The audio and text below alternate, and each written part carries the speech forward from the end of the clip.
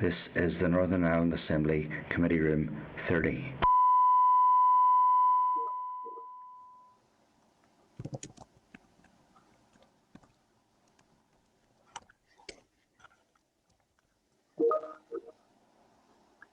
The meeting is now broadcasting in public session, everyone.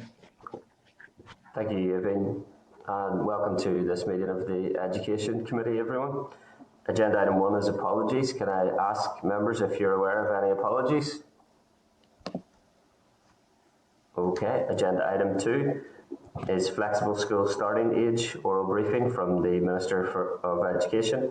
Can I ask Assembly Broadcasting to remove members from the spotlight and to add witnesses and refer members to Department of Education correspondence providing a copy of the deferral of school starting age consultation report, the school age bill and the associated explanatory and financial memorandum in page 4 of table papers, Department of Education briefing paper on deferral of school starting age from the 8th of December at page 5, a raised briefing paper on school starting age policy and practice in the UK at page 14, record of an informal meeting with stakeholders regarding flexible school starting age on the 14th of December at page 30, and responses from Tiny Life and School Start Flexibility Northern Ireland to the DE consultation on deferring school starting age at pages 33 and 56. Can I welcome the Minister for Education, Michelle McElveen, MLA, Dr. Suzanne Kingan, Adrian Murphy, Gary Fair, Stephen Van Houten, Stephen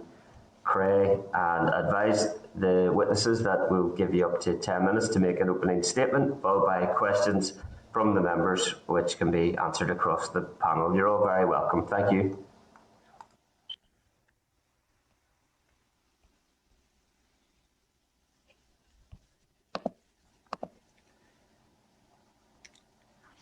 Minister, I don't think we can hear you just yet. Can I check your audio's okay?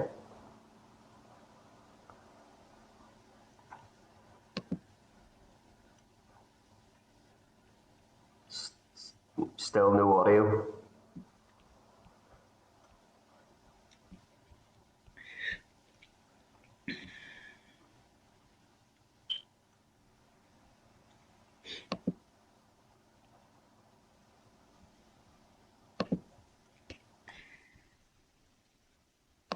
On the Starleaf settings, you can go into computer audio or AV settings in the corner and move the little slider up to the highest point to have maximum volume.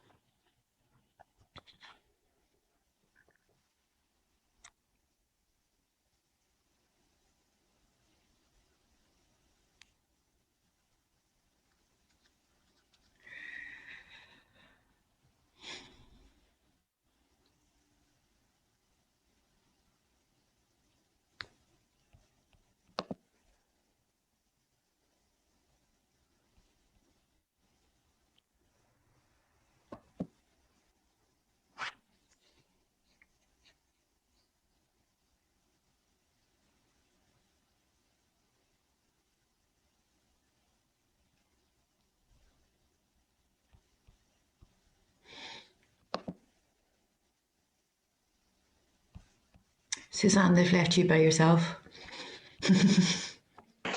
Yeah, I've got COVID, so I'm not allowed to be in the office. So I'm stuck at home. So. No, that's grand. Is that you now, Minister? Can you hear me now? We can. That's great. Thank you. Okay, great. Thank you. Okay. We've got obviously the gremlins in the system all around today, but just going to say thank you for the opportunity to attend the committee this morning to discuss the draft bill on school starting age and in line with Assembly standing orders, and to set out the reasons why accelerated passage is required. In advance of today's session, we have provided the committee with a copy of the draft bill and the accompanying explanatory and financial memorandum, and I trust these have been provided and they have been a useful background for you. I will therefore keep my opening remarks brief and use them as an opportunity to set out for the committee the key aspects of the current bill before turning to the need for accelerated passage and the consequences should it not be granted. Currently, children in Northern Ireland who turn 4 on or before the 1st of July start primary school at the beginning of September that year. Children turning 4 between the 2nd of July and the 31st of August will not start primary school until the following year when they're 5 years old. This means children born in April, May and June are the youngest in the class, starting school a few months after their 4th birthday. These children are sometimes known as young for year children. Northern Ireland is unusual at present internationally in not offering any degree of flexibility in regard to the age at which children start school. As a result, in spring 2021, my department commenced a review to consider the potential to introduce greater flexibility. Since that time, we have engaged extensively with key interest groups and stakeholders to develop proposals for change. We also carried out an 8-week public consultation on our proposals to permit deferral for the youngest children in the year group born between the 1st of April and the 1st of July. During the consultation period, 755 responses were received and a detailed consultation report has been published. Stakeholder engagement, consultation and a thorough review of the relevant research evidence have therefore informed the development of the draft school age bill. The bill has 4 main objectives. Firstly, it provides flexibility so that children born between the 1st of April and the 1st of July will be able to commence primary education in September following their 4th birthday, or alternatively, on parental request, to defer entry to primary school until September following their 5th birthday. Secondly, the bill ensures that deferred children do not reach the lower limit of compulsory school age until after their 5th birthday. This removes any requirement to provide full-time home education in the year before deferred children commence primary school. Thirdly, the bill amends the definition of the upper limit of compulsory school age for those children who choose to defer entry to primary school so that they will continue to receive 12 years of compulsory education like all other children. This means deferred children will not leave education at the end of year 11, midway through their qualification courses. Finally, the school age bill also amends the regulations for preschool admissions to facilitate deferral of preschool education. This means parents of children born between the 1st of April and the 1st of July can choose for them to attend preschool in the school year following their 4th birthday. This will allow deferred children to access preschool immediately before commencing primary school and provides important continuity of early years education. I would emphasise to members that the public consultation indicated significant support from respondents for the proposals which form the core of the bill. There was widespread support both for the need for greater flexibility around school starting age more generally, and for the department's specific policy proposals to introduce deferral on parental request for any child born between the 1st of April and the 1st of July. There was also significant agreement with the department's proposal to amend the law to ensure all children continued to receive 12 years of compulsory education. Subject to the agreement of the Assembly, we aim to commence the new arrangements for September 2022. I'd like to set out now for the committee why accelerated passage is required for the bill, and I fully acknowledge that accelerated passage should not and cannot be used routinely. However, the resumption of devolution in January 2020 was swiftly followed by the unprecedented outbreak of the COVID-19 pandemic in March. In these circumstances, it was not possible for my department to commence a policy review in this area until spring 2021. Since that time, we've worked at pace to develop detailed policy proposals and accompanying legislation. Without accelerated passage, it will quite simply not be possible to effect legislative change on school starting age within the current mandate. The consequence will be that change is not implemented. Greater flexibility will not be available for children in either September 2022 or for the admissions process in September 2023. There's widespread political and societal consensus around the need for greater flexibility for young free-year children. This is provided in my department's proposals and the current bill. As a note, there was overwhelming public support for the proposals that form the core of this bill.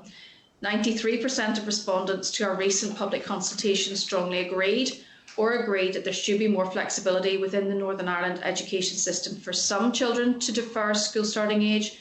90% strongly agreed that deferrals should be available on parental request to any young free-year child born between the 1st of April and the 1st of July.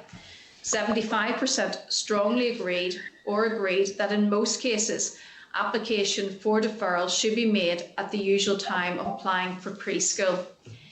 89% strongly agreed that the department should amend the law around compulsory school age to ensure deferred children receive 12 years of compulsory education like all other pupils.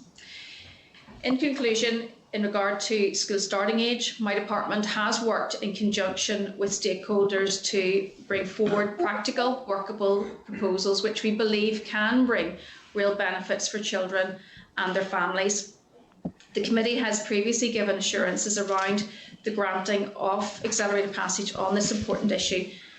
We have a wonderful opportunity to work together, putting politics to one side, for the benefit of our children, to show that we can deliver real change and real improvements for the people of Northern Ireland. And I thank members for the opportunity to provide this briefing. And I would ask you to agree the need for accelerated passage in this case.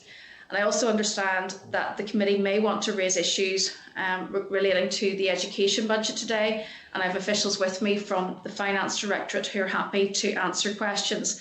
But just in general terms, I would note that at January monitoring, my department supported £33 million of general resource pressure bids. Of these, £12 million, mainly relating to maintenance and school-based pressures, were funded internally from the General Contingency Fund. The remaining £21 million pressures were bid for to the Department of Finance. £21 million of pressures bid for included amounts of £18.3 million for SEN pressures and £2.4 million for voluntary exit scheme costs. In addition to these general resource pressures, my department also bid for £22.5 million for COVID-19 related pressures at January monitoring. £20 million of the COVID-19 bids submitted related specifically to funding support for schools to meet the costs of teaching and non-teaching substitute cover and PPE. And turning now to future years, after taking account of additional proposed allocations within the draft budget, my department would still require amounts of £195 million, £240 million and £300 million respectively for each of the next 3 years. Against this stark budgetary position, I must once again reiterate that the education sector faces unavoidable significant cost pressures and rising service demands associated with delivering statutory and policy obligations. Without substantial additional funding, the budget position for my department will continue to be extremely challenging, and very difficult decisions will need to be taken to live within budget 2022-23 and beyond. Thank you, Chair. Thanks, Minister. I realise we're extremely tight for time this morning, so I'll try and be as concise as possible. It's obviously disappointing and somewhat irregular that there is a need to revert to accelerated passage for the deferred school starting age, but I acknowledge that there is a large degree of consensus around the particular provision for deferred school start age that you are proposing via accelerated passage, and I acknowledge that the Education Committee and I personally gave a commitment to give good consideration and fair wind to requests for accelerated passage on an issue that parents and families and children have been waiting on for so long. So I think that request will be met with qualified support from most of the members of the Education Committee. I'll not preempt that. Obviously, you'll hear from the rest of the members as well. But I suppose the assurances that I would seek are as follows. Initially, I'd just like to ask if there were any amendments or changes further to the consultation and the responses, and whether, for example, you've considered including option of deferred school start age for, in addition to April, May and June, just prematurity outside of those months. Okay, and thank you for the questions, and obviously I very much appreciate the support that you have shown to this issue. This, as you know, has been something which I have followed and been very keen to pursue from before I was even in your position as the chair of the committee, and I was disappointed that it wasn't taken through at the time of John O'Dowd's tenure. Very conscious of the fact that I was only going to be in post for a short period of time, and I didn't want to waste that window of opportunity which I had in order to try to pursue this. I set officials a very much a challenge in order to try to get through a consultation process, ensure that we had appropriate evidence to get us to this stage, and I'm mindful that accelerated passage was going to probably be the only route that we would have in order to ensure that no further cohorts of young people would then be left out as a consequence of this, and they would be able to benefit from this piece of legislation. So accelerated passage would absolutely always be my last resort, but given the pressures that we were under, and obviously there was a feeling around the chamber that there would be support for a change, then obviously this was the route which we took. With regards to any amendments and also the issue around prematurity, this was something which myself and officials did speak about at length, and I will call Suzanne in relation to this, but certainly I think the feeling that we did have was that by moving the starting age for the deferral from the 1st of April did actually allow for a number of those premature babies to actually benefit from this bill. So I think we felt that we had encapsulated that within the 1st of July, April to the 1st of July. However, I will bring Suzanne in just to give a little bit more detail around the thinking on this. Thanks. Yeah. Thanks very much, Minister.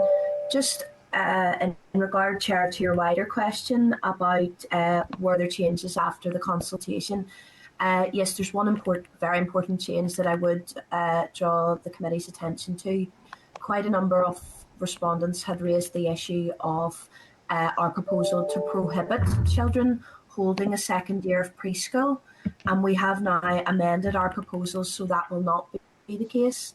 While all children applying for a first year of preschool will be prioritised within the legislation, children will not be prohibited from holding a second year of preschool if places remain available. So that's a key change in light of the feedback from the consultation responses. In regard to the issue of premature children more widely, the Minister raises the important point of our proposals permitting deferral for children who are both premature and young for a year. And the literature is very clear that there is an impact there in terms of double disadvantage for children who would, if they'd been born on their due date, been in a younger school year. The literature and research evidence is much less clear that there's any benefits of deferral for children who are premature but not young for a year. In particular, many children who are born prematurely may have special educational needs, and a decision to defer entry for an older child who is premature could actually delay intervention and support around those special educational needs. A premature child, for example, with a July birthday would not then commence preschool until they were 5 and primary 1 until they're 6. And important windows of opportunity for support for those children would therefore be delayed. So having reviewed the evidence thoroughly, we did not think that there was a sufficient evidence base to extend deferral beyond young for year children and into premature children who are older within the year group. Okay, appreciate those responses.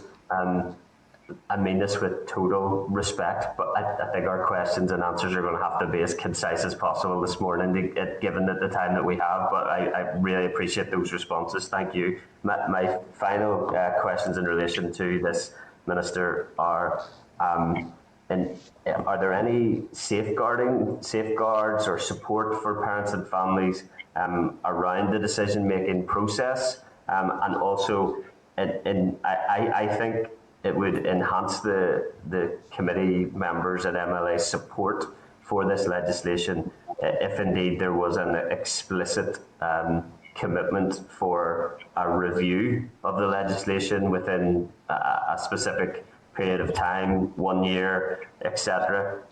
Because obviously you'll be aware that there was also a significant amount of responses to the consultation that did wish to see deferral in other situations. 93%, for example, thought that deferral should be available in exceptional circumstance for any child in the year group based on an individual assessment of need by appropriate professionals. 50% thought deferral should be available in other circumstances. So could we respond to some of those concerns by making a specific commitment on the face of the bill to review these provisions within a specific time period? Thank you for that, and I'm not sure at this point whether we can do that, but certainly I'll speak to officials with regards to it. It would be obviously my intention that this should be reviewed, because this is really just a first step, and I acknowledge the responses that have come through and the very many conversations that I've had with a range of parents with very different circumstances who feel that their child could benefit from a deferral of their school starting age. But I suppose this is only part of a range of proposals which need to be put in place, and I think it sort of very much fits in with our Fair Start report as well, and we need to make sure that there is support there for parents to ensure that they're getting the right advice as well, because it may not necessarily be appropriate for their child to defer a year, and it may be in their best interest to continue on with their current year group.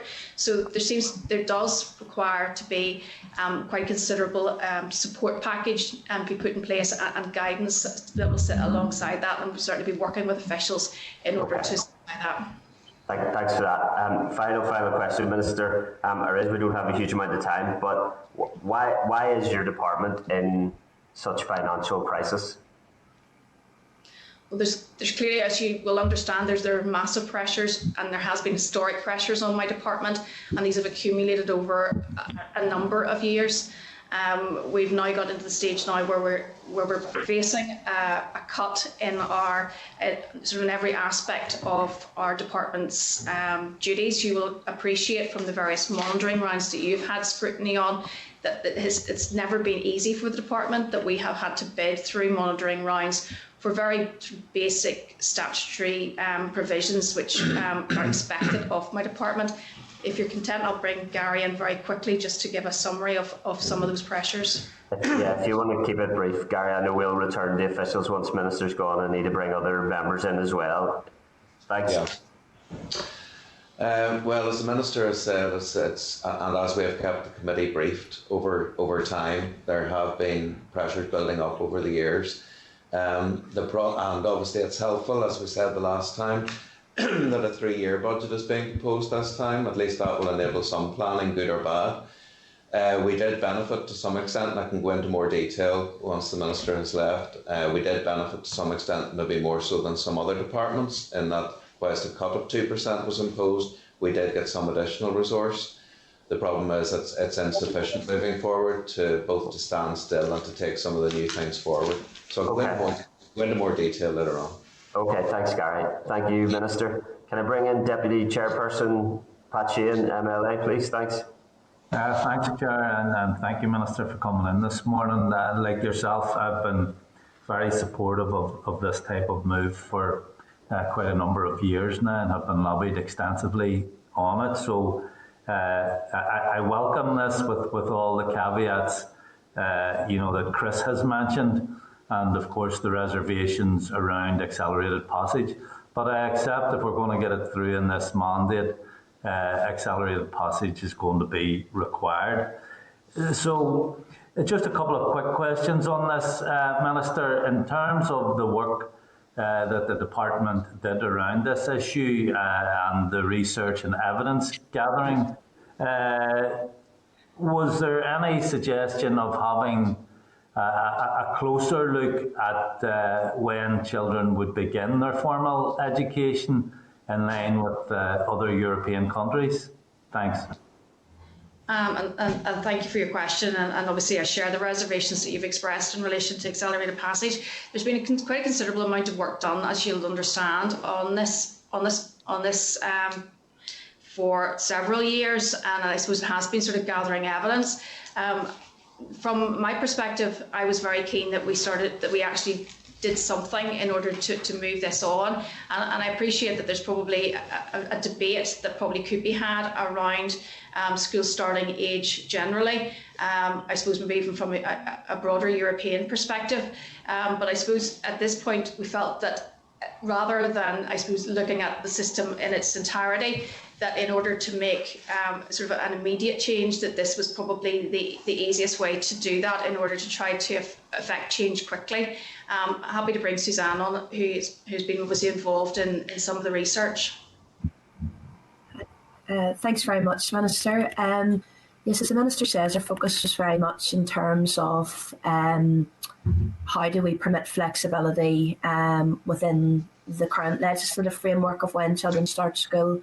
I think I would make the point that in terms of school starting age more generally, there isn't international consensus that a later school starting age is actually beneficial to children.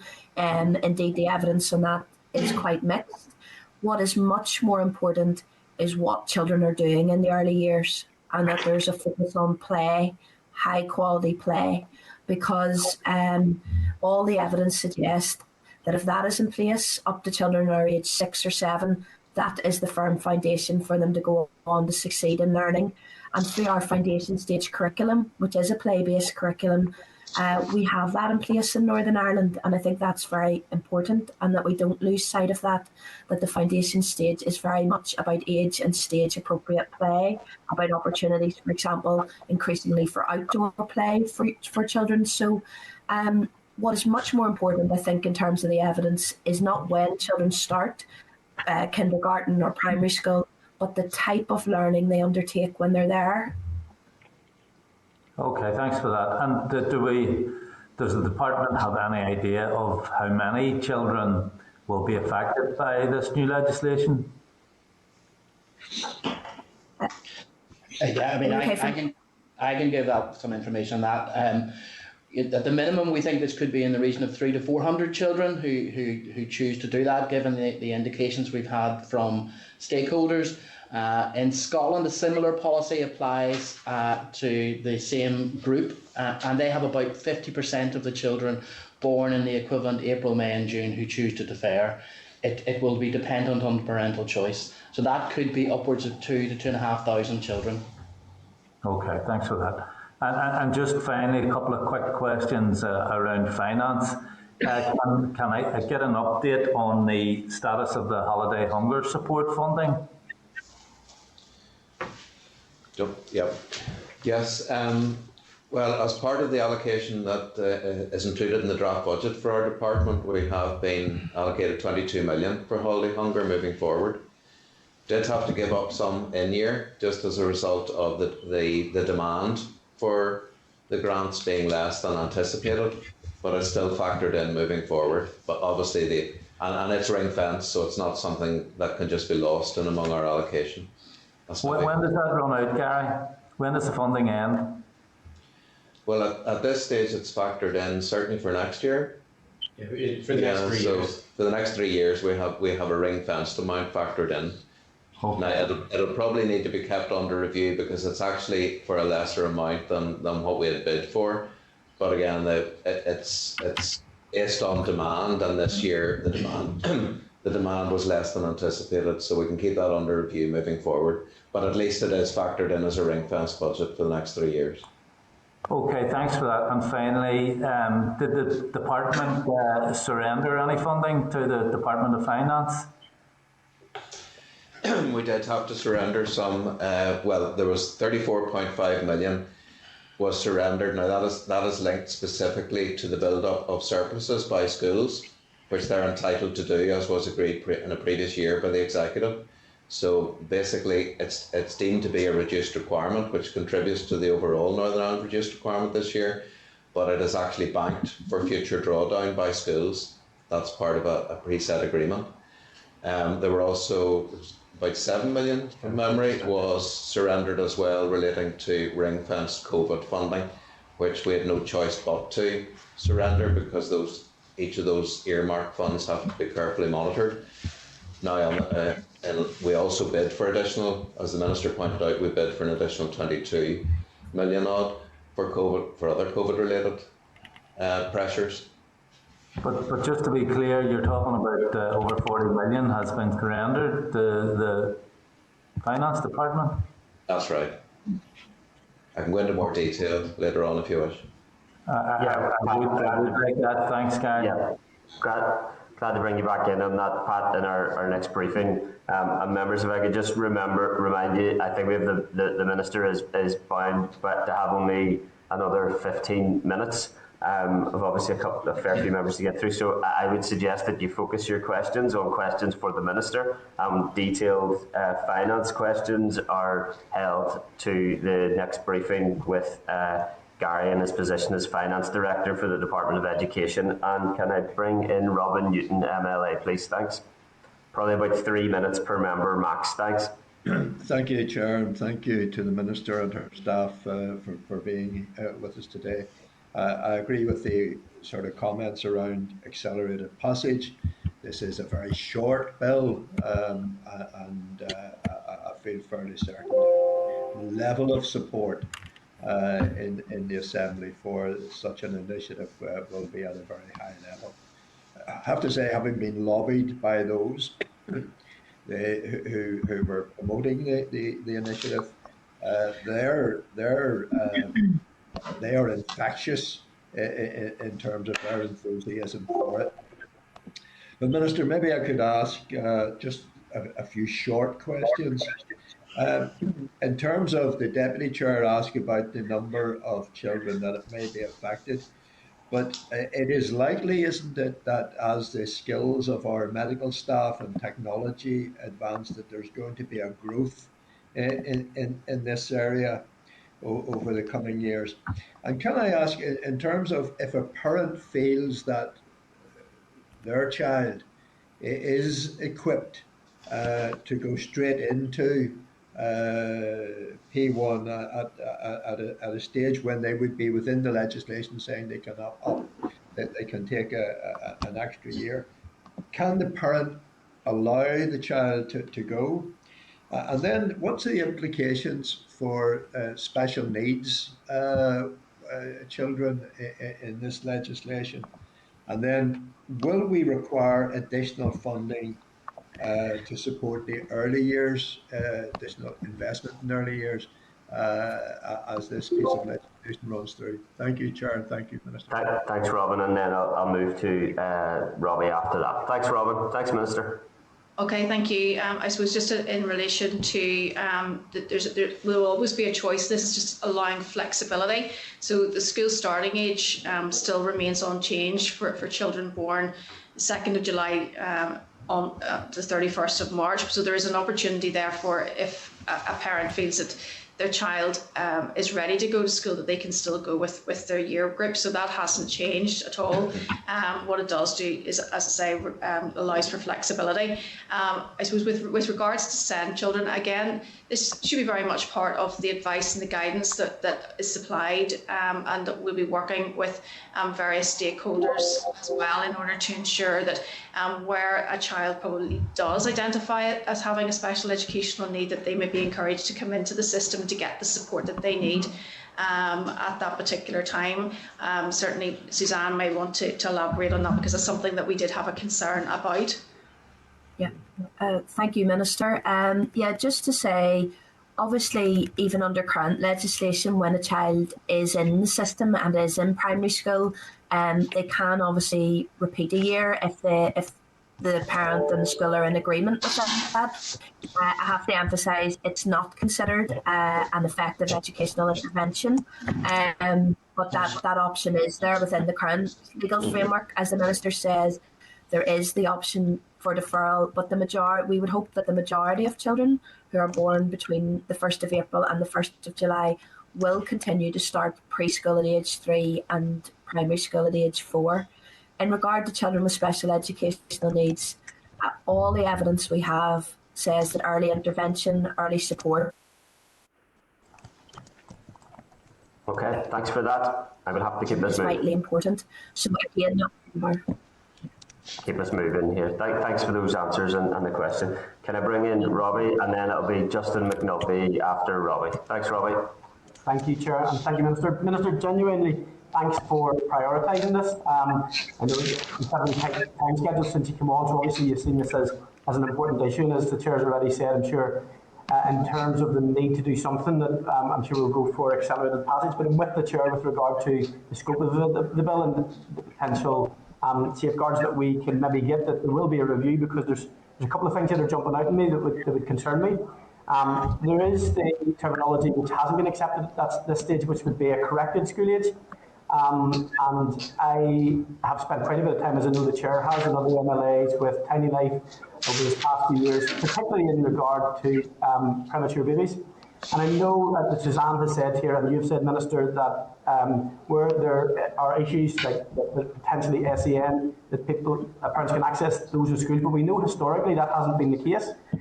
We know that we've come through an incredibly tough time with SEN provision in schools, and we're not where we were, but it's still not perfect. And I'm going to draw one corollary, and I know you will rely, and Suzanne alluded to it, professional opinion. Professional opinion in some instances created the logjam in SEN without going too much into the detail of what the report will bring out. Parents know best for their kids, and I don't think there's anybody who would shake their head here. Parents really do know best, and what confidence will parents have to know that if it's a premature baby or a child with an SEN, that provision will be met in either school or preschool. And that's my only real concern, because my real drive came from wanting to support families with premature babies here. Thanks, Robbie. And Robbie, I thank you for your comments, and absolutely, I mean, I do share some of those concerns, but I suppose really from my perspective with regards to taking forward this bill, this is really, for me, is very much a first step, and I do think, I mean, we have to be reviewing this, and I think there's an opportunity then to finesse this as we move through, but I do think that we need to make this our first step. And I think alongside that, it's really important that we put the appropriate support and guidance in place to ensure that we do give confidence to parents who are making quite an important decision at a very early stage, but to ensure that they get the right advice at that particular time. Okay, that's just one last question then. I can't quite get my head around why this is an issue. If parents are going to get 12 years of education for their kids regardless, that's what the provision is going to be. They're going to get 12 years. Whenever they start that, what is the additional cost or burden to the department or the system? Because I don't think that's changed. I know Suzanne had said something, maybe Suzanne can flesh this out, about maybe 2 years of preschool or something, and I can't see that in where that is in the bill, but maybe you can explain that to me. But if a child is going to be entitled to 12 years education, and a parent thinks this is the best starting point, where's the burden? Yeah, no, we don't see significant costs, Robbie, with this proposal. The option to defer preschool would mean that essentially it should be relatively cost neutral. we do see some small levels of financial commitment around support and information and resources for parents, around changes to the admissions process. And I just want to emphasise as well, we're going to commission an independent research project to monitor and evaluate, to carry out a longitudinal study of both children who are young for a year who choose to defer and those who don't. So we have that really sound research evidence, and there is an explicit commitment to that in the department's policy document, which will be published, to do that monitoring and review. So we're very much committed to that and to keeping the position under constant and active review. So I hope that gives you some reassurance. Yeah, listen, I'm with the Minister in this, that the accelerated passage isn't ideal. However, genuinely, guys, and thanks to your team for doing the work. We may not agree on everything, but I think we will get there. So, but it's something that I need keep your eyes on. Thank you. Thank you. Thanks, Robbie. Justin McNulty, about 3 minutes. Thanks.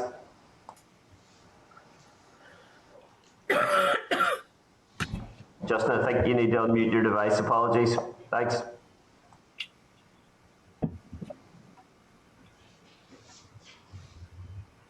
Apologies, Chair. Thanks, Chair. Thanks, Minister. Thanks, folks, for your information today. Minister, thank you for endeavouring to deliver this presentation, which is important. And I guess the most important thank you is to the parents who have campaigned so vociferously and so passionately and so strongly on this issue for so long, and who've brought it to the attention of the Education Committee on so many different fronts. What are the challenges with this legislation as you see it now, Minister? Well, I think, and obviously thank you for your comments, and I also want to pay tribute to those who have over many years lobbied for this. At this point in time, I think that what we have is quite a straightforward piece of legislation. We're not asking for any sort of assessment or either, which means there's no burden on parents. Really, I suppose the challenge will be around ensuring that they get the appropriate advice for their child. So I suppose in some ways that will maybe be the challenge, but I do think that the bill and the way that it has been drafted is probably as simple as we could possibly make it in order to allow for flexibility. Okay, Minister, I don't really have much more to add above and beyond what's been said already, other than to say that it will be a huge relief to so many parents who understand that their kids aren't quite ready for school, and that this puts them in a position to put their kids in school when the time is right for them. So thank you very much for all of you for the work that you've done and brilliantly for bringing this legislation forward. So thank you very much. Thanks, Justin. Can I bring in Diane Dodds, MLA, please? Thanks. Yes, thank you, and good morning to the Minister. Not going to take up much of your time on the bill. We are all welcoming the bill. We are thankful that Parents' Campaign has succeeded, and I look forward to agreeing accelerated passage and getting on with the issue. Quick comment around and your view around a general debate about school starting age, and I'm presuming that would require an additional investment in early years provision in Northern Ireland, which would be very, very significant. I look forward also to hearing more from officials around the financial implications of where we are. But just as an end, and I haven't really asked you a question, but this is a question. I heard some interesting data this morning on school attendances, and we've all been very concerned about the impact of COVID on schools and school attendance, pressures that have been created for staff. So maybe that would be an opportunity to comment on that. Thank you. Thanks, Dan. Yeah, and I thank Diane for her question. And I heard yesterday the previous minister, and maybe Gary might not appreciate this, but the previous minister said that finance obviously keeps education ministers awake at night. It was actually the return to school after Christmas was keeping me awake at night, and I did have a genuine concern, as I know that other members did, particularly around the debate last week. What I can do is I can share some of the pupil attendance, actually the staff absence levels over the last week, if committee members are content to receive that. Overall pupil attendance rates for the week of the 10th of January to the 14th of January was at 90.3%, and this compares to 87.6% the week before. The in-school attendance last week was 88.6%, which was again an increase of 3.7 percentage points on the previous week. The percentage of pupils self-isolating at home was 1.3% compared to 1.6% the week before. And also the percentage of COVID illnesses, confirmed cases, was 2.1%. All other absences accounted for 7%. So total absence was 9.7%, which was a 9.7%, which was a reduction of 2.7 percentage points in 1 week. So we are going in the right direction. Obviously, staff absences were something which were of major concern, and obviously the impact then, of course, in being able to access substitute teaching. As you'll know, we did introduce a daily school survey from the 10th of January, and really what this was to allow us to do was to get a sort of to encapsulate really a snapshot of what was going on a daily basis within schools for those who actually made the returns. There was 56.7% response rate from schools, and this was the key findings up to and including Monday the 17th.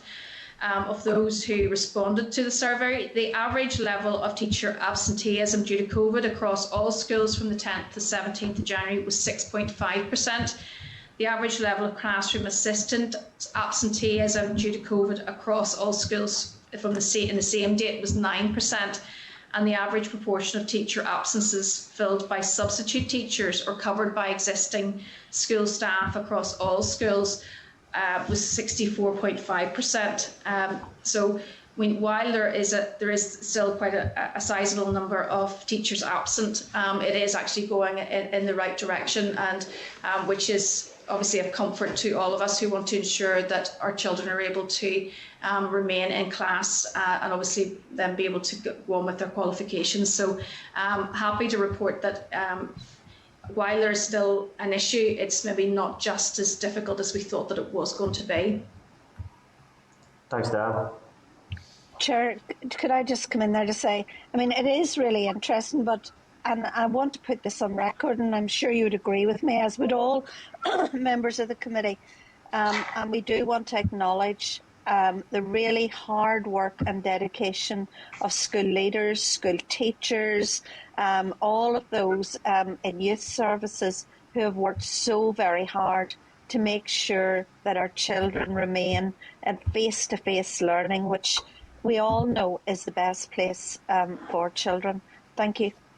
Thanks, Dan. Yeah, we echo that recognition, but I know that our education sector want a whole lot more than just recognition, and I suppose those stats, Minister, whilst it's welcome that they are improving, if I'm not wrong, 9% of children, school-aged children in Northern Ireland is still about 30,000 children not in school learning, so there is still a heck of a lot of work to be done there. I don't think we have time to go through it this morning given the focus of our evidence session, but there are still major concerns in relation to those matters raised. Can I bring in Nicola Brogan, MLA, please? Thanks.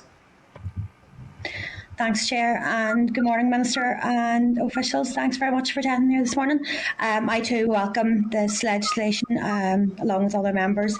As we said, parents have worked very hard to kind of raise the importance of flexible school starting age and really to show that potential damage that inflexibility can have on children. So I'm pleased that it's been there's movement on it.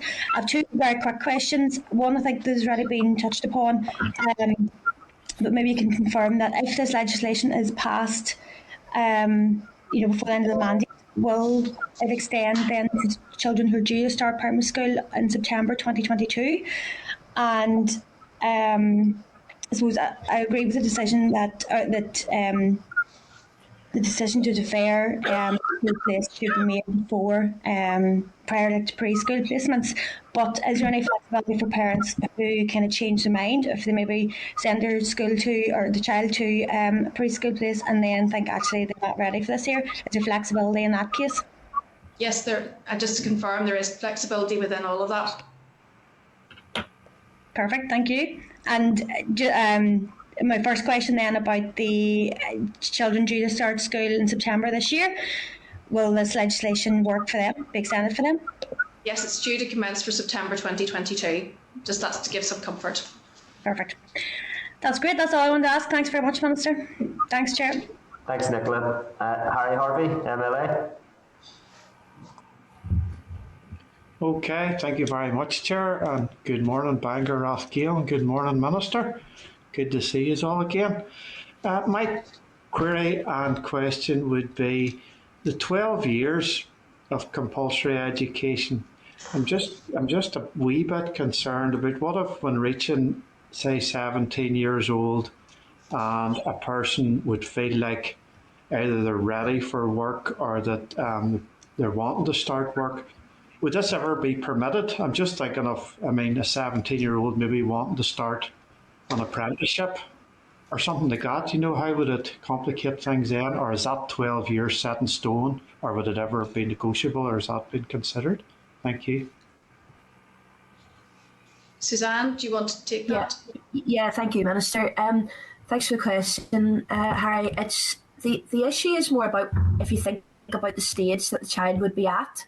Mm-hmm. So if you think about a child who doesn't start till they're 5, when they reach the age of 16, they will only be at the end of year 11. And as you know, year 11 is midway through their GCSE course.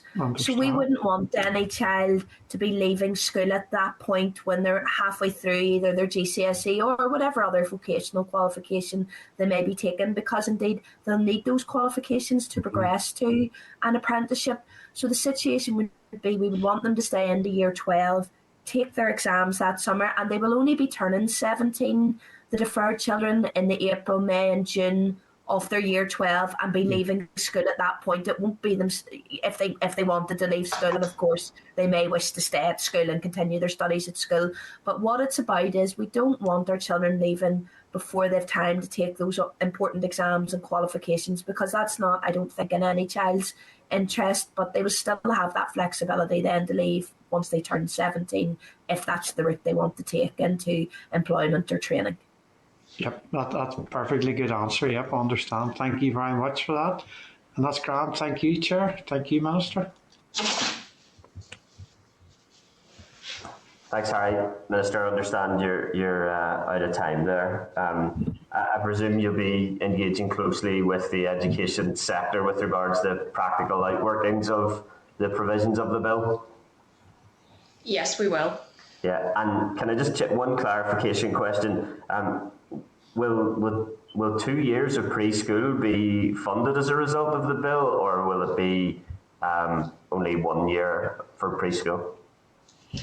That's something again we discussed, and it'll be 1 year. However, there will be an option that if a parent has gone into the system sort of a year earlier, that they can apply for the second year, although they will not be prioritised. Well, obviously, it's in order to ensure that no other child then is disadvantaged. Okay, and obviously the accelerated passage leads straight through to consideration stage, at which point there'd be an opportunity to have a bit more debate in relation to the bill as well, yeah? Yes. Yeah, okay. Thanks, Minister. Maybe we'll try and arrange for another session on some of those other ongoing matters in education in due course then, but thanks for your time today. Thank you very much. Thank you. Okay, members, Clark, you might be able to guide me here, and maybe with the indulgence of our witnesses at the Department of Education, is it okay for us to remove witnesses while we hear a summary of any actions or requests from that briefing from you before we return to agenda item 3, or shall we take that at the end of agenda item 3? Thank you, on mute. Sorry, Eving. I'm not sure, Chair, whether Rathgale needs to change their room or anything. Often they do between briefings, but certainly I think you might want to put. Yeah, maybe if Gary and the team would mind giving us a moment just to consider the issue of the accelerated passage for the school age bill. We'll come back to you for agenda item 3 as soon as possible, Gary, if that's okay. Okay, Clark. Can you any decisions that we need to make then in that regard? Yeah, I mean, primarily, Chair, the decision as to whether the committee, agrees that the Minister should take this bill through by accelerated passage. The committee has had some consultation with stakeholders in recent weeks. and has also had presented to it two of the consultation responses that the organisations made. So that was Tiny Life and the second organisation escapes me. So those were in the pack last week, and members did note those with a view to making this decision. But the sector, while there are other issues that they want to press for, they did say that they would be in favour of this bill going through. And members referred to in the briefing this morning. I mean, they asked the Minister about several of the issues that had been raised by the sector. That it was a welcome action in response to a long-running campaign, that it would be desirable to have further commitments on the face of the bill to take additional action down the line. Whether the Minister can do that and commit a future administration is a different matter. The issue of premature babies with developmental delay, who might particularly be likely to take this up, children with special educational needs, whether 2 years of childcare are to be funded as they are in other jurisdictions. Members have quizzed the Minister about those, and they've established that 300 to 400 children would be affected. Those were the main points, I think, that were established. So on that basis, then, is the committee happy that the Minister should go ahead in this way without a committee stage? Okay, I'll try and summarise as well. So I think the consensus of the members is obviously that it is welcome that provision will be made for April, May, June births in terms of deferred school starting age, but disappointing that it has taken this long for this provision to come forward, and a recognition that it is not comprehensive in its provision, that there are other areas of provision that many people wish to see included in legislation. Therefore, I think we would like to make a specific request for some degree of review within a specific time period to be included on the face of the bill. Other members want to come in on that briefly? If you could just indicate to me with a physical hand raise or an electronic hand raise. Yeah, Robbie Butler. Yeah, I'd certainly be in favour of everything you've said so far. I do think the point is pretty well made. I don't think there's anybody in the committee would argue that there is an issue with regard to the assessment that parents are having to make because they can't access educational psychology early on, especially pre-primary school. I mean, it's probably almost impossible. And then, get through your constituency offices that often when parents do their best and they go to a private educational psychologist, even that report may not be accepted and so on. So there's complexities for parents. So whilst I accept that in the scope of getting something across the line, I would just like some comfort to know that in the review period and consequential to this legislation, perhaps we can build on it. That it's like that the Minister did allude to it, that it's a first step. It's that confidence to know that in our scrutiny of the bill, and we'll get at the consideration stage, to be fair, Chair, when we look at the clause by clause, that there is enough flexibility and there's enough scope in it that it's in scope for us to add to it, or perhaps in the next mandate if we're looking to have to get back. But it needs some comfort in that. And I'm not sure if we can put anything can be put in the face of the bill, but it's worth considering. Yeah, just to be clear, to check that we're fully understood here. Accelerated passage means there is no committee stage on this bill, and we go straight to consideration stage. No problem. Evan, can I ask, does the committee have access to any type of assistance to draft any type of an amendment that in relation to a review period? Yeah, the committee has access to the bill clerks for assistance with that. Yes, normally that would happen during the course of the committee stage. But if there's a particular point that the committee agrees it would like to have drafted as an amendment, that's a possibility. I mean, we've asked the Minister to consider that, but perhaps as a safeguard against that being brought forward, the committee in addition to what we've already said, would maybe like to agree that we do seek to draft an amendment to that regard. To request review. Yeah, within a particular time frame. Maybe we could get some advice as to how best to draft that as well. Yeah. Okay. Yeah. Any other members wish to come in before we try to reach a position in that regard? No. Okay. Standing Order 42 is the relevant standing order about special scheduling requirements and accelerated passage.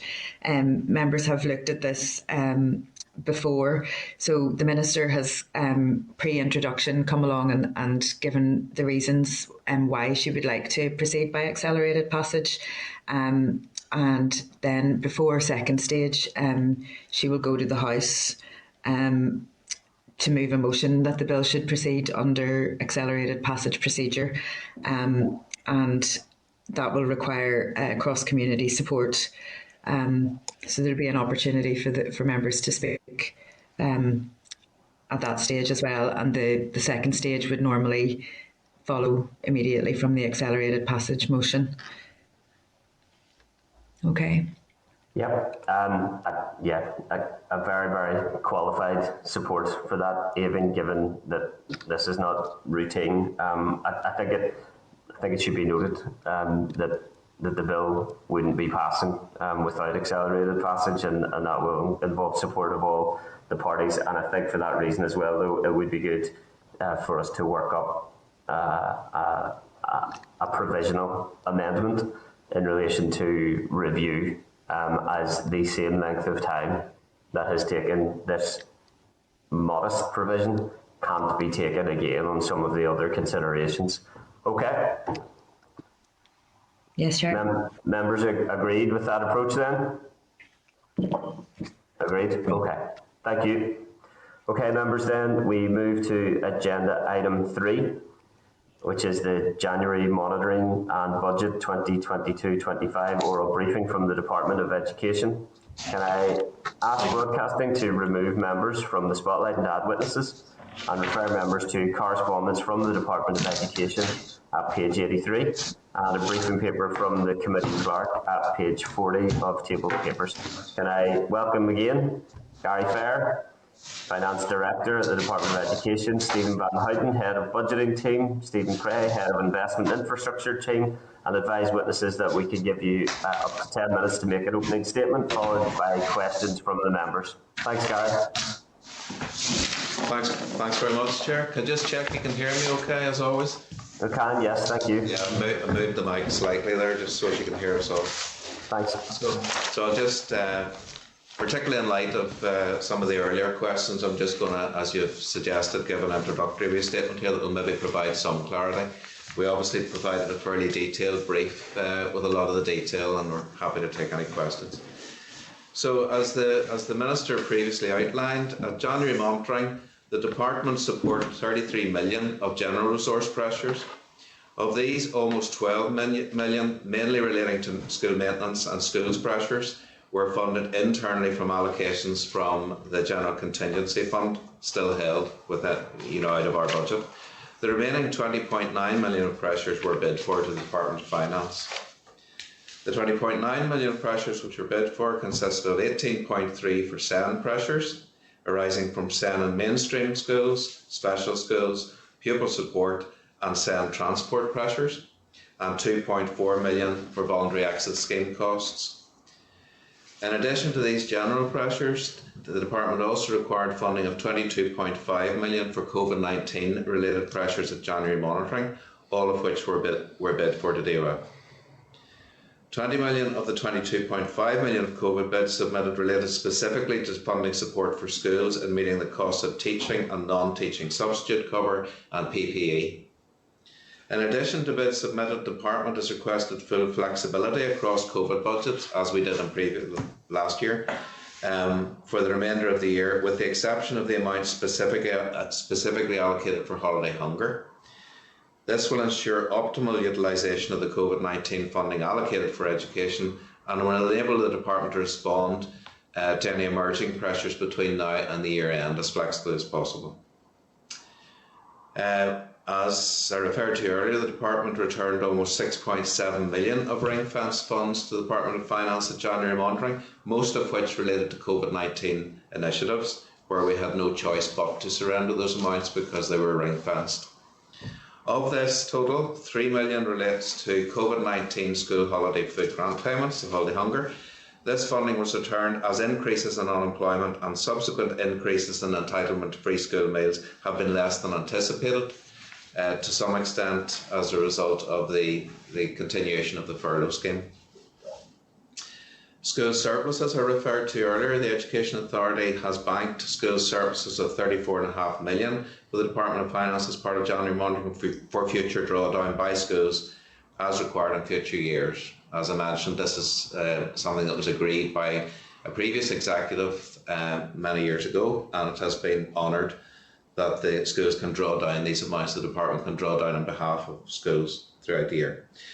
The factors that contributed to this unprecedented quantum of increasing surpluses includes, but is not limited to, an Education Authority commitment to meet schools' COVID costs through COVID earmarked funds, as these funds were allocated to the department on a strictly earmarked basis, instead of requiring schools to meet these costs from their aggregated schools budget allocations. Also, difficulties schools have experienced in fully utilising the 30 million SENCO earmarked fund due in part to the timing of the allocation in August and the availability of substitute cover. The inability of schools to access substitute cover, which directly impacted their ability to spend both their aggregated schools budgets and other earmarked funds such as engage funding. And the impact of the Education Authority's change in approach to funding in-year growth and dual sites. The Education Authority's in-year allocations in respect of prior years has, as a one-off, improved the financial position of some schools, and it has succeeded in addressing an ongoing problem in that respect. Given the uncertainties that this new strain of COVID presents, the Department continues to hold a general contingency fund of about 5 million at this stage to address any emerging unforeseen pressures that may arise before the year end. Again, that's not unusual.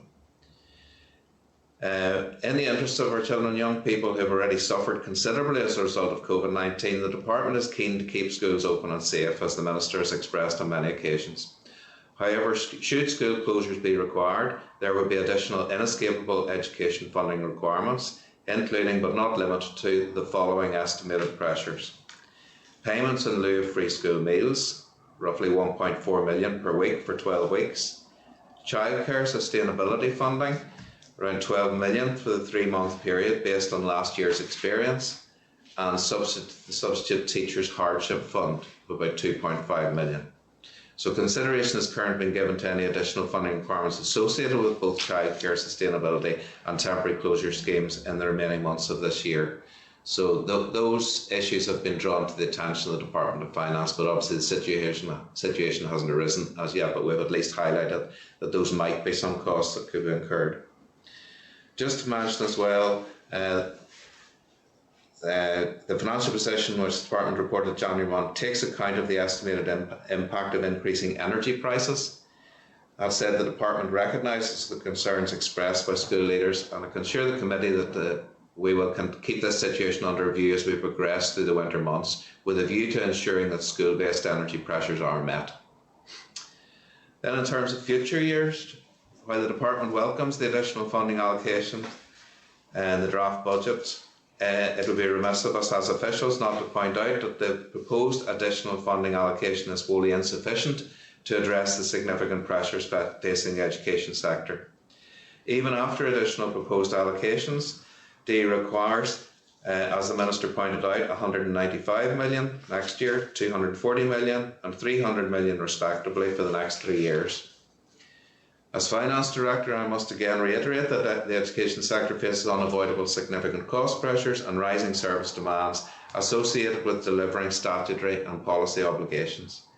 Without substantial additional funding, the budget position for the Department will continue to be extremely challenging, and stringent financial management will undoubtedly be required, and extremely difficult decisions will need to be taken to live within budget from next year and beyond. Without additional funding, it would be extremely difficult, if not impossible, for the department to take forward key actions, such as education actions contained in the Northern Ireland COVID Recovery Plan, the implementation of the SEND Act, the continued implementation of the Fair Start Report and Action Plan arising from the expert panel on educational underachievement, future teachers' pay settlements, and any recommendations that come from the Independent Review of Education. Given that the draft budget is still out for consultation, detailed budgetary planning is difficult. Therefore, at this stage, the Education Minister is not in a position to take decisions in relation to future years' budgets. That said, DE officials are engaged in scenario planning, involving key stakeholders as required throughout the consultation period, to inform our Minister's future year's budget strategy once the consultation process has concluded. So in overall terms, the budgetary position for education is a serious concern to me as Finance Director, as I'm sure it is to the Committee. To that end, I can assure you that my colleagues and I will continue to support our Minister as she continues to highlight these concerns to the wider Executive, to seek and to ensure that we adequately fund the educational needs of our children and young people moving forward. So I'm happy to take any questions. Thanks, Gary. I'll try and keep us moving promptly as we are tight for time this morning. I asked the Minister, and I would ask you, what has caused the Department of Education to be in financial crisis? Well, a lot of it, as we have described, it's a complex sector, as you can imagine, and there has been a build-up of a lack of resources over a number of years now. The problem that we continually face, again, as the Minister pointed out, is that we are very reliant every year on additional resources, bidding for additional resources in year and securing those resources in year. But the difficulty with that approach is it's extremely difficult to plan on that basis. So essentially, we're just trying to make ends meet every year, but it doesn't facilitate effective planning. So we have been, for a number of years now, highlighting these pressures. We've been bidding for additional resources. This year, certainly at this point in the year, the Department of Finance has indicated that there is quite a lot held at the centre that could still be allocated to departments. But the difficulty for a department like ours that is so, there's about 80% of our costs are staff related. It's not easy to effect change quickly in that environment, and also it's not easy for schools to commit to increasing staff requirements if they don't have a guarantee of that additional funding in future years. They could be creating a further problem in future years. So it's just this ongoing problem that we've been highlighting to the committee and others over the last few years. And in a state of financial crisis, can you say more as to why £40 million was surrendered in this round? Yes, well, 6.7 million of that related to COVID-19 ring-fenced funds, where the department had no choice. But if any of those individual funds weren't fully spent, we had to declare those as easements. That's just part of the arrangement, the agreement with the Department of Finance, and I think it's similar for other departments as well. We did, however, bid for additional COVID money, as I referred to, 22.5 million, and it's likely, hopefully, that we will get that. The 34.5 million is obviously the tricky one, which I've highlighted, and there are reasons for this. Obviously, it's an entitlement at school level that they are able to build up surpluses that they can draw down in future years, and that in the past was agreed to enable schools to plan more effectively. Now, it does sound a bit contradictory that on the one hand we're giving up money and on the other hand we're seeking additional money. But part of that is linked to the fact that, as I said, these COVID funds are earmarked and ring-fenced, and schools are not required to necessarily use their offset any additional money from that against their aggregated schools budget. Now, probably the biggest problem, as I referred to, was the inability of schools to plan effectively, really, in terms of staffing, and that has probably caused them not to spend as much as they would have liked to have spent this year of some of the additional money they've been given. There's also been the ongoing issue of the ability of schools to access substitute teachers, with obviously COVID hitting, sickness hitting in a lot of cases, sickness absences. So there's been a complication of factors this year. Okay. So it doesn't necessarily, it's not reflecting a concerning position. In some ways, the position that we're in as a Northern Ireland bloc at this point this year could risk shielding the concerns we have about education funding moving forward. Okay, and to what extent has a failure of area planning contributed to that financial crisis? We read that 36 of 155 post-primary schools in urban areas have fewer than the recommended number of pupils, and that the budget for a pupil in a post-primary school with fewer than 250 pupils is approximately £6,200 compared to £4,800 for schools with 700 pupils or more. Well, area planning is obviously a longer term initiative. It takes time to affect school closures or amalgamations, so it's not something that at this point in this year a particular judgment could be made about. It is being taken forward with as much pace as it can be at this stage. And another point, a general point to make, obviously it's not an area that I'm involved in detail, but a general point to make is that school closures and amalgamations don't necessarily affect enormous savings. It can actually just result in a much better way of doing things for the benefit of children's education. Okay, but surely there is a cost for that reality of 36 of 155 post-primary schools in urban areas having fewer than the recommended number of pupils. Yeah, there could well be a cost. It depends on the individual circumstances of schools. But again, it's not. Okay. I'm not sure that it's something that a finger could particularly be pointed about this year.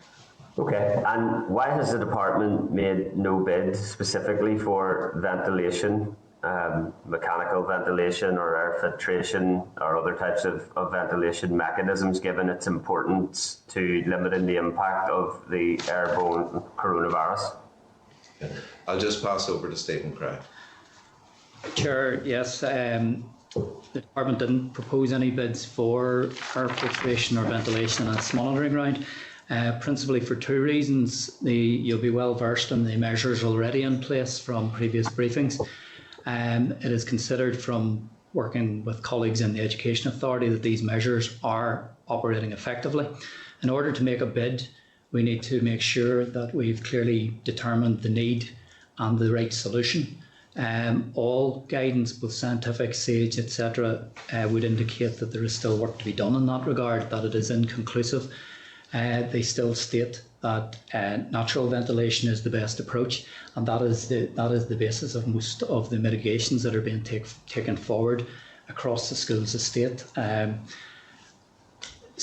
as I say, the advice on that lack of efficacy of the mobile filtration units is still to be determined. We've been engaging with other jurisdictions across the UK and with the Republic of Ireland to ensure that our approach is consistent and that we're all adopting the same principles of advice and such like, and I can confirm that we are. Obviously, there are classrooms in Northern Ireland that can't avail of natural ventilation.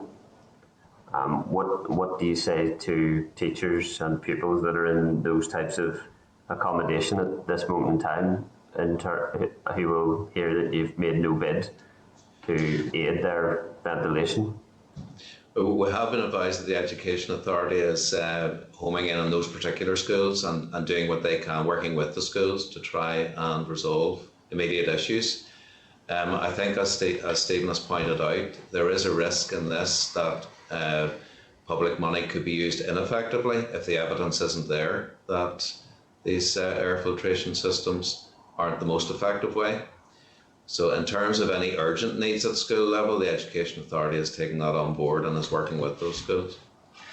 Chair, can I also add to that? The advice is any schools that are experiencing difficulty with ventilation should immediately contact the EA help desk, and a maintenance officer will attend within 24 hours. You're aware that all schools now have CO2 monitors in place, and since CO2 monitors have been rolled out or deployed, more accurately to the wider schools in the estate. We have received, or the EA Maintenance Help Desk has only received 35 calls in regard to ventilation and are currently working through these. In regard to the air filtration is considered to be a temporary measure until more permanent remedial action is taken. That remedial action can be anything from reminding schools to open windows, open doors as appropriate, to ventilate rooms in between classes, etc., right through to maintenance works carried out on the windows. You may be aware that the EA, through a round of surveys, an ongoing round of surveys of schools, has identified 38 partial window replacement schemes across the schools estate, and £1 million will be spent on those schemes before the end of this financial year. Those surveys will continue, and further works of that nature and any other nature identified will be taken forward as a priority by the EA. As I say, sorry. No, that's helpful, and yet, despite that, we're hearing that there are, I think, approximately 30,000 pupils not in school this week due to COVID. So I think there is still work to be done in that regard. Keen to bring other members in here as well, given that we also have an assembly sitting today, unfortunately, that is making attendance somewhat disrupted. Can I bring in Nicola Brogan, MLA, please? Thanks. Thanks, Chair. Thanks for that. And thanks, folks, for again for that briefing. I just want to touch upon something that the Chair and Deputy Chair have already raised, and that's the £40 million that's been returned to the Department of Finance that you clarified there this morning. So I understand that over £6 million was ring-fenced. I understand why that has to be returned. But I find that very strange that when we know the sector and the whole system is under huge financial pressure, that what's about 34 million would be returned to the Department of Finance. There's definitely questions to be raised over that there, and I'm sure people would question if the finances have been allocated in the right kind of way. I find that so odd, especially whenever we know there's so many challenges facing the likes of SEND provision and the childcare sector, and with teacher salaries and the fact that they are asking for an uplift with teachers' pay, that we can still return unspent money to the Department of Finance. I do find that strange. So if you'd like to maybe comment on that, please.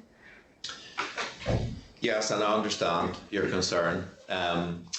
It's the way that the system works at school level, where if we disrupted the currently agreed arrangement with schools that they were able to build up surpluses in this way, that could have caused quite considerable difficulty at school level in the middle of quite a difficult year for schools. Obviously, we'd like to look at, from next year, if there's additional COVID money still being allocated, we'd like to look at a situation where schools that are able to build up surpluses could use some of those surpluses to address some of the COVID pressures. So that would be one way of addressing those. We need to look at that and think about that. Now, in saying that, the money isn't lost to the system. It is banked and it will benefit schools in future years. Obviously, we need to secure, as a department, we need to secure budget cover in any individual year, but there is an executive commitment to schools being able to draw down from that fund. As well as that, it is deemed as a reduced requirement at the centre in Department of Finance, where the executive can allocate the money for other purposes, so it's not actually lost. And saying that, it's not an easy thing to explain at a time when we are seeking additional resources for education. It obviously seems to portray a different picture. But I think it's just been the combination of factors that have been going on with COVID and with everything else. It's just been a difficult year. You mentioned teachers' pay, for example. The problem with that, I mean, ideally, it would be really helpful to be able to use money this year for any further teachers' pay agreement, and obviously the negotiations are still going on with the teachers' union. But as a finance director and as a department, we couldn't commit to something like that, and I don't think the Minister would be prepared to commit to something like that without a guarantee of funding into future years, because it's just creating a further problem. So a lot of, I mean, to some extent we're facing this problem because of short-termism and the inability to plan effectively, and also the combination of factors linked to COVID and teacher absences and the difficulty getting substitute teachers, etc. Okay, Gary, listen, thanks for that there. And I know you said in your previous statement that it can be perceived as contradictory, and I do think it can be, the fact that we're handing money back and then taking at the same time, and when we know there are huge financial pressures on the department. But listen, I'll move on. I just want to ask about what kind of prioritisation exercises you're kind of deploying to kind of ensure that financial pressures are eased within this financial year. You're referring yes. to? Yeah. Within this financial year and actually beyond, and maybe if we get the 3-year budget approved. Well, certainly within this financial year, we continue to engage very closely with directors across the department and also our arm's length bodies, particularly the Education Authority. So we do work very closely with them as we all together seek to live within budget this year. And obviously we would anticipate being able to live within budget this year. Future years, tricky. We've already started some of the preliminary planning. Obviously it's a draft budget that's out for consultation, so we don't normally do the proper scenario planning and development of a budget strategy for the Minister's consideration until it's finalised. But I think because of timing and with the local election looming, things may be moving a bit quicker in terms of final budget when the time comes. So we've felt it was prudent to do some preliminary planning, which we've started. And we'll be engaging with the Education Authority and other stakeholders as required in that process. So it's really a matter, I suppose, of us looking at what's the draft budget outcome, the issues that the draft budget outcome will present for the department, and the implications of that, and some of the difficult decisions that might have to be made. And as I said when I was in front of the committee the previous time, the reality is, because of the budget outcome, not just for our department, but for all departments, it's likely that there will be some significant political decisions required, because we just can't continue to do what we're doing without additional resources. Okay, Gareth, thank you for that there. I have one final question, and seeking some clarity around the bids, or maybe lack of bids, around the childcare funds, so the Sustainability Fund and the Temporary Closure Fund. So my understanding is that you haven't made an official bid to Department of Finance yet, but you've suggested that monies may be required. I've raised this on a number of occasions now with the Education Minister, and the sector themselves have really demonstrated just how they need to be prioritised and the huge challenges that they themselves are facing. So, first of all, can you tell me if a bid has been formally made with the Department of Finance for January monitoring round, and if not, why not, considering how important this sector is to the overall economy and to the entire community?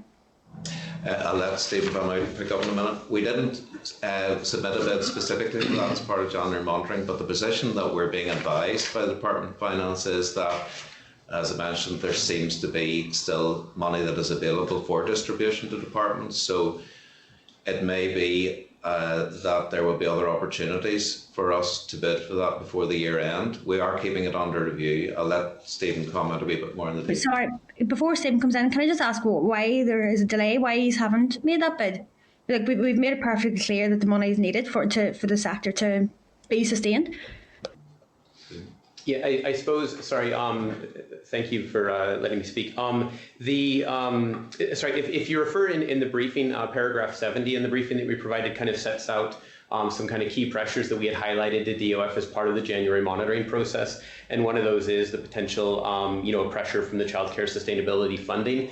That pressure was put forward in December, before the kind of final January monitoring bids were put forward. And it was on the basis of, with Omicron coming along, were we going to be going into a situation in the new year where schools completely shut down and we are kind of back to where we were at the same time last year? So there is very much a marker with DOF. I've been in relatively regular contact with our supply team, and they're aware of what the pressure is. But the starting point, as you'll appreciate, We already have a level of contingency held within it going into January monitoring. We had about £5 million worth of contingency. So the first port of call is to ground what is the actual pressure. Is it 12 million? Is it slightly less than that because schools aren't completely shut?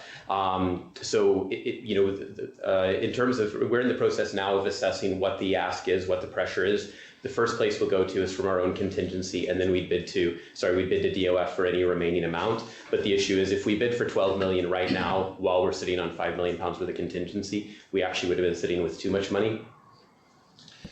Part of the difficulty. Sorry to interrupt. Part of the difficulty we face at this time of the year really is the work that's involved in trying to balance our budget. Obviously in previous years the bigger challenge has been the risk of overspend, but there's also a risk of underspend. So we just have to balance and take a prudent view of what is required and use whatever resources, as Stephen has said, that are still held within our budget. Thanks, Gary, and thanks, Stephen. I appreciate that there are kind of procedures to follow and the processes that need to be put in place. But for the likes of registered childminders who are having to close their practices, because even now in the middle of January, there's still no kind of guarantee or confirmation that the closure fund is going to be there for those childcare providers and other childcare providers. It's having a real life effect on their business and their practice. So although I understand what you're saying, honestly, it's not good enough, and I'll just, I suppose, just keep requesting that it is done in as timely a manner as possible. Well, I can certainly provide the assurance that if there is a need there, it's not being ignored. It's just working through the detail and clarifying what the pressure might be, and then considering then how that will be funded if need be. Okay, listen, thanks very much. Taking up quite a bit of time there, but I do appreciate those answers. Thank you, Chair. Thanks, Nicola. If I could just supplement some of those questions as well, Nicola. Gary, if there's a £5 million contingency fund, why has the childcare temporary closure fund ceased? Why have you not used the £5 million to reopen that? Well, as I understand it, the detail is being worked through at the moment, so it's not a matter that's being ignored. It's just clarification on exactly what the need might be for the remainder of the year.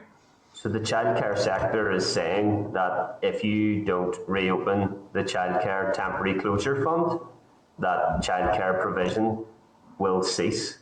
And I understand 112 registered childminders have closed, 13 of which closed yesterday. This is the urgency of this is that childcare provision is closing on a daily basis because the childcare temporary closure fund ceased on the 31st of December. That is the clear message that MLAs are receiving. So why are we working anything up? Why have we not just reopened that fund? Look, all I can assure you is, I'm not involved in the data, all I can assure you is the issue's not being ignored, and if there is a need there, it will be seriously considered. I think we would, if you could perhaps seek a more detailed update in relation to that. I think multiple members have written to every relevant minister possible in relation to this, and we've been told business cases are being worked up, we've been told bids are being made, and we've reported that in good faith publicly.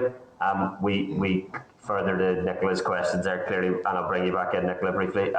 We clearly need more detail in that regard. I think there is a slight concern that this is not being dealt with in the urgency that is commensurate with the speed at which childcare provision is closing in the community under these circumstances. Nicola, you want to come in briefly, and then I'll go to Robin Newton? Yes, thank you, Chair. Sorry, go ahead, Gary.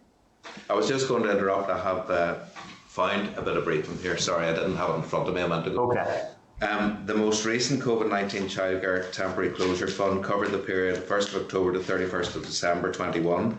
The closing date for applications during this period is 21st of January.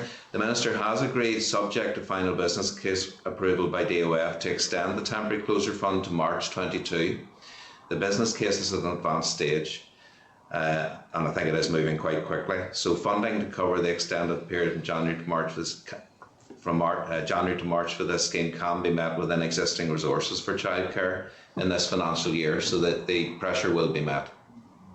Okay, sorry, I should have been able to provide that sooner. Well, fair enough. That's a helpful clarification, Gary. I think the point that the urgency with which that is released cannot be overstated. Nicola, do you want to comment briefly before we move on? Yes, thanks, Chair, and thanks for that there, Gary. That is welcome confirmation. But again, we need to see it rolled out so that child ministers and other childcare providers don't have to close their doors. No, that's fine. Thanks for that there. Thanks, Chair. Thank you. Can I bring in Robin Newton, MLA, please? Thank you, Chair, and thank you to Gary and his team. And the last piece of news that you have divulged there, Gary, is indeed welcome. I have only, I think, fairly short questions to you.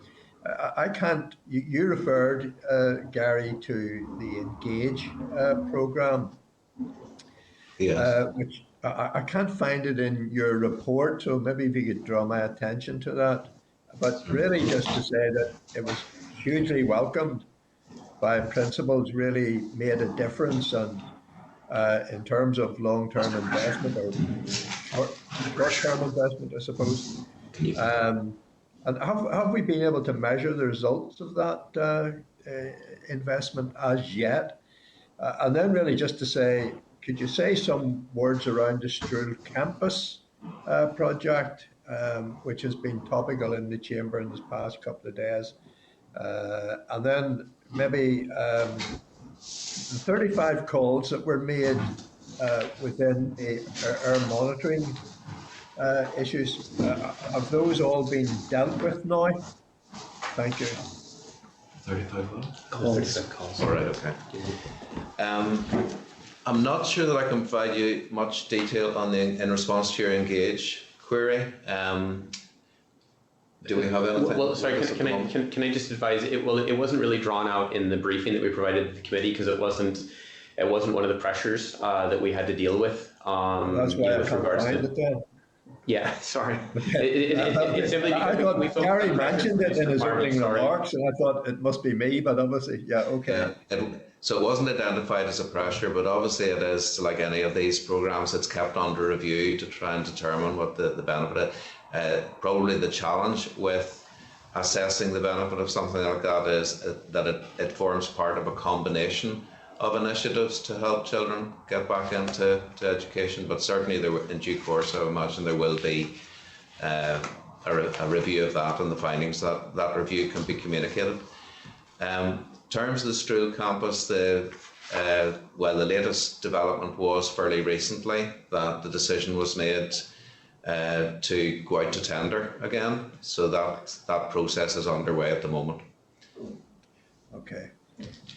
Sorry, your last question, and maybe pass over to Stephen Craig. Through Chair, Robin, if I may, the reference to the 35 calls to the maintenance helpline might be helpful if I put it in the context of, as of last week, there were 19 calls made to the maintenance helpline and 19 visits have been carried out.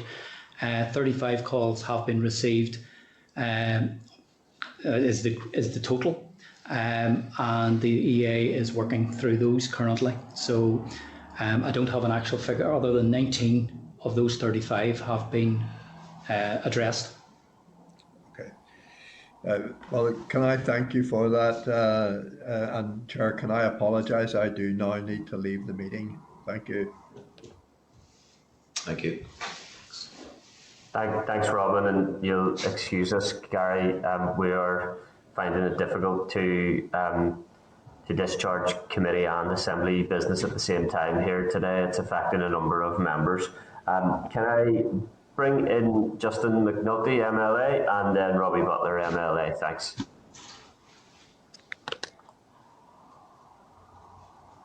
Thanks, Chair. Thanks, Gary, Stephen, and Stephen. In relation to budgetary pressures, folks, can you just explain to me why there is no mention in relation to hiking fuel costs, hiking energy costs? Well, The increase in energy costs is something that is kept under review as the Education Authority engages with individual schools as part of their financial planning. It has been taken into account for this year, and commitment is obviously there to seek to meet those increasing costs. Now, obviously, it will form part of the wider challenge moving forward because we have insufficient budget allocations in the draft budget for future years. So if that becomes the final position, that's going to present challenges right across our budgets, including the aggregated schools budget. But it's something that certainly the Education Authority will continue to engage with individual schools on to identify where there are increases in costs there that need to be addressed. And you see there being a problem coming down the tracks on this, Gary, in relation to, I know one school in particular, and this relates to all schools, we're telling them to keep their windows open whilst trying to keep children warm. One school in particular's gas bill for November was £800. Their anticipated bill for December is £6,000. And this relates not alone to schools, physical buildings, it's also in relation to the transport companies whose fuel costs have gone through the roof as well. So the knock-on effects of energy costs and fuel costs hikes is going to be incredibly detrimental to school budgets, I would imagine. Is that something you've anticipated? Is that something you're planning for actively? And we certainly acknowledge that, and we're keeping it under review. We engage closely with the Education Authority, and they're obviously engaging closely with schools. Okay. I'm just surprised not to see it in terms of the briefing we've received from your department. In relation to the 2% cut being proposed by the Finance Minister across every department, what cuts are you modelling as a consequence of that 2% cut? Sorry, I didn't make out the last part of what you said there, Just. What service cuts are you modelling as a consequence of the Finance Minister's proposed 2% cut to education? Well, we've really only begun that process internally, and we'll be, in due course, be discussing it internally and then with the Minister. It's not, as I said, it's not, well, even if I did have proposed scenarios at this stage, I mean, they would be a position that we haven't discussed with the Minister yet, so wouldn't be free to discuss with the committee.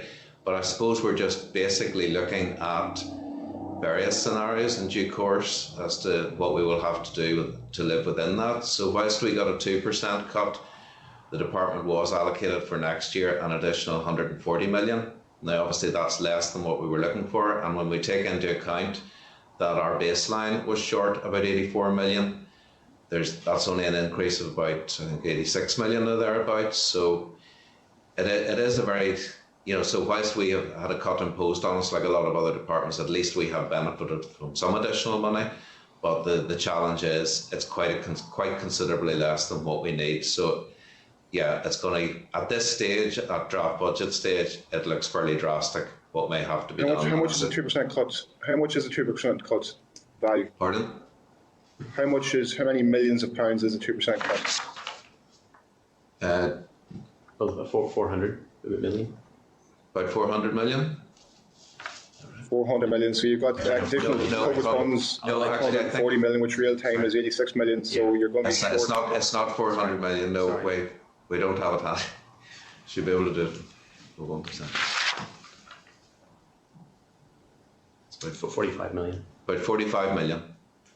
45 million. And no modelling has taken place of what the actual implications of that 2% cut by the Finance Minister actually means for education. Not at this stage, no. Our mental arithmetic's better when we're not in front of the committee. Yes, I can understand that. That's worrying. It's worrying that the education of our children is being put in jeopardy in relation to cuts where we need hikes in funding for education, not cuts. Is that something that is concerning to the department? Very concerning, yeah. I mean, certainly, whilst we're appreciative that we got some additional money where some departments didn't, it's just so significantly short of what we need that it is really presenting us all with a very significant challenge. And as I said, it's probably going to have to require if it remains the same position by final budget, it's probably going to require some significant political decisions. Right across the executive, I would have thought. How are we sitting in relation to funding for children with special education needs, for support teachers in terms of the demands on EA, in terms of children needing access to further supports to fulfil their full potential in education? How do you feel that the budgets as are and as will be as a consequence of 2% cuts proposed by the Finance Minister, how will that, what are the implications on that for children with special educational needs and by extension for their families? Well, obviously there's a statutory requirement to provide these services in a lot of cases. It's going to be like a lot of our budgets, they're going to be under considerable strain. Now obviously this year we're okay because we're likely to get what we have bid for, what the Education Authority has said they need for the remainder of this year. It's future years are the problem based on the extent of underfunding that is proposed within the draft budget at this stage. So yeah, it is a concern. It's a concern, as is the case right across our budgets. I'm really worried thinking about those children who are going to be failed and those families who are going to be failed because budgets are being cut.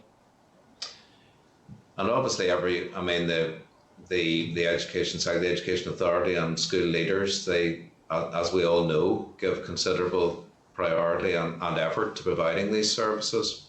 But the reality is, as I've said, we can't assume as a sector that we can provide the same services overall if we don't have the sufficient funding. And that's the position we're in with the draft budget. Thank you for your evidence today, folks. Thanks, Justin. Gary, can I just seek to clarify something then? So obviously the Department of Finance has asked departments to make 2% cut, and you also said you've received some additional funding. So what, in terms of the real term percentage, is there a real term percentage reduction or a real term percentage increase? It'll be a marginal increase. I don't have the percentage in front of me, but we are getting an additional amount, so it would be a marginal increase. Okay, but not adequate. Increase. No. Okay, that's helpful. Maybe we could get the detail on that in a bit more detail. Keen to bring in other members. Can I bring in Robbie Butler, MLA, please? Thanks, Chair. Thanks, guys. I'll not take too long because Justin probably asked one of I thought was the most pertinent questions there. And something around the fuel cost, guys. So I'm just interested then, just to finish that question out. What are the obstacles to the department anticipating and holding money, especially from the COVID fund? So I think £6 million went back, and it's well known. It's an established fact that heating costs went up, and the departmental strategy for dealing with ventilation is to open our windows, and that heating is switched on. So we have teachers who are genuinely concerned about their budget, who know year on year they will be considerably over budget. What is the process that stops the department front loading and actually potentially taking the burden off schools and paying for fuel up front like many households do in special circumstances? Well, we work with the Education Authority. It's obviously the Education Authority that's dealing directly with schools. So they're working with schools on their individual financial plans. So they're the ones that identify where there are issues like that. Obviously, it will form part of the position that we'll look at in terms of the needs of schools moving forward. But it's challenging. I mean, we're not in a position with the draft budget position, we're not in a position to be setting aside money necessarily because we are so short on budget cover. But from the COVID contingency fund specifically, not out of the allocated budget, but out of the COVID money that are there for COVID specific. Yeah. So the case could be made that that this is COVID specific, so therefore it's not even ring fence for education, other than the argument not being made. No, I understand. Yes, sir. Well, certainly, we're okay for this year because we have bid for and got what we need, so the costs will be covered this year at school level. Future years, yes, that's a fair point. We could potentially, a case could be made potentially to link that to COVID pressures subject to what decisions are made in terms of COVID funding in future years. So yes, we could certainly look at that, and if there's a case to be made, we obviously take every opportunity where there's a hook to bid for resources. We will do that. Yeah. Okay, thank you. Sorry, I couldn't quite make out what you were saying earlier. The sound's not great.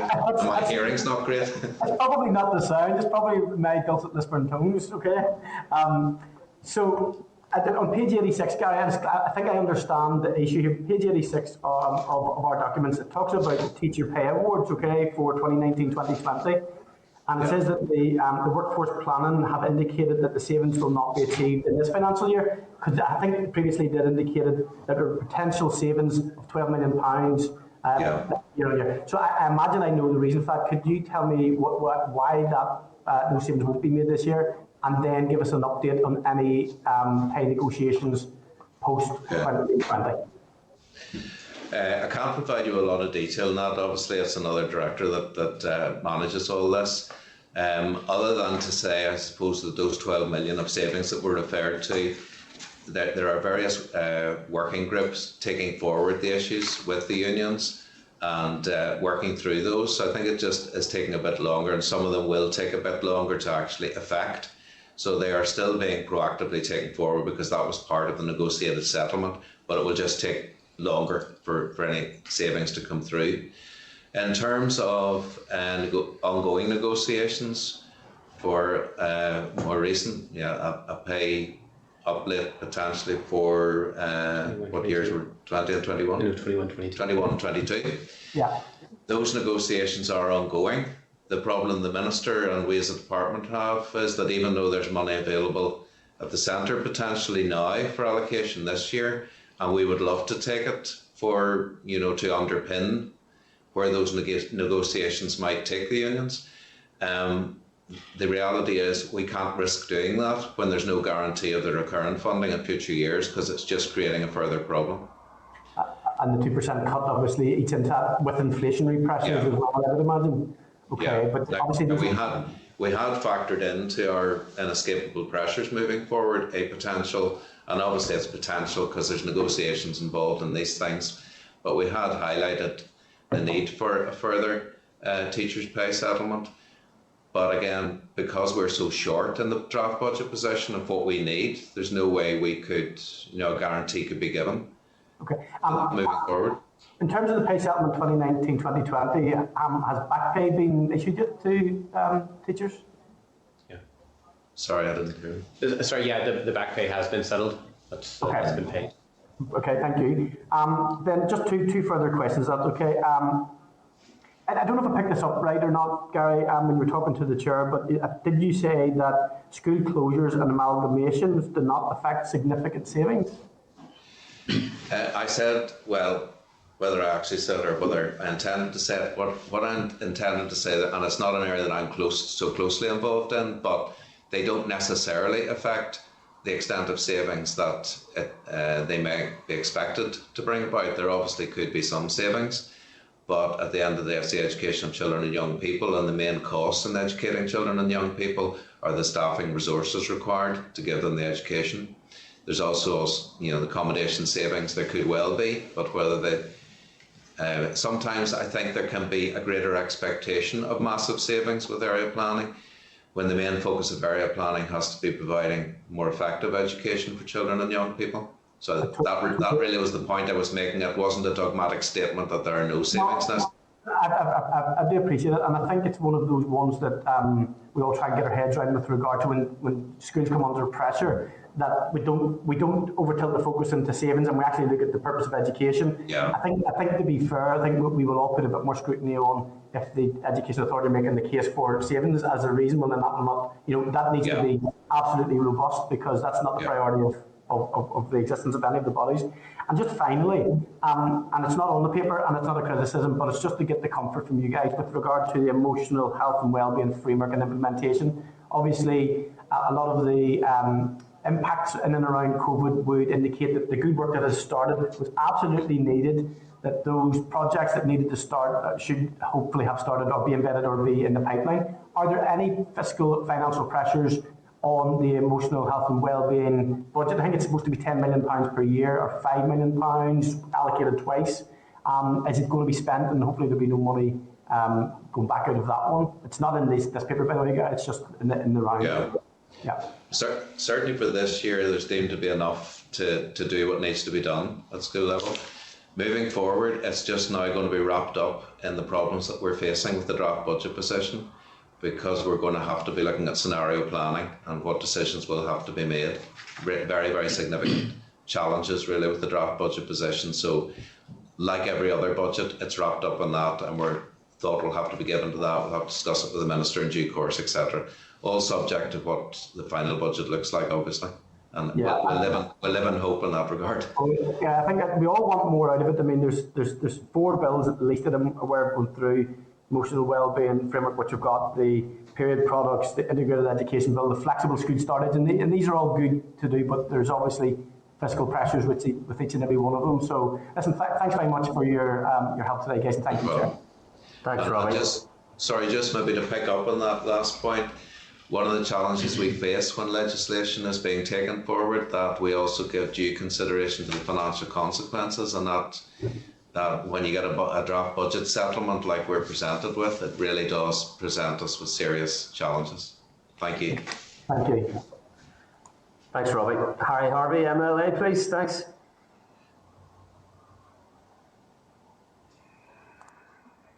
Okay, and thank you very much, Chair. And Gary, thank you. Good to see us all again. PPE, Gary, you mentioned your contingency fund also. I'm just thinking of the PPE costs.